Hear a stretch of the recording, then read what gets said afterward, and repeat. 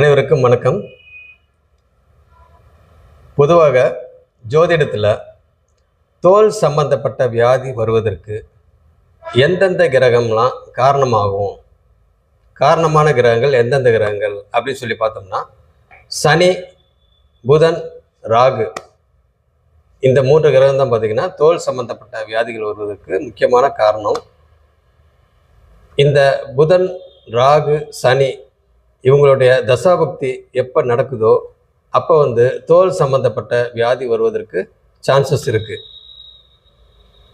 இல்லையே, எனக்கு புதன் தசை தான் நடக்குது, எனக்கு ராகு தசை தான் நடக்குது, எனக்கு ராகு புக்தி தான் நடக்குது, அதே மாதிரி சனி தசை தான் நடக்குது, எனக்கு தோல் சம்பந்தப்பட்ட வியாதியெல்லாம் வரலையே அப்படின்லாம் சொல்லக்கூடாது.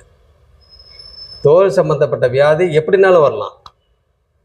இப்போ சப்போஸ் புதன் தசை நடக்குது, செவ்வாய் புக்தி நடக்குதுன்னு வைங்களேன், அப்போ பார்த்தீங்கன்னாக்கா அவங்களுக்கு தோல் சம்மந்தப்பட்ட வியாதி இன்ஃபெக்டிவ் டிசீஸாகவும் வரலாம். அதாவது கிருமினால் இது வரலாம், இல்லை ரத்த சம்மந்தப்பட்ட இதுலேயும் வரலாம், இல்லை நம்மளுக்கு அடிப்பட்டு அந்த இடத்துல ஒரு இது வரும் இல்லைங்களா, தழும்பு வரும்ல, அதுவும் ஸ்கின் டிசீஸ் தான்.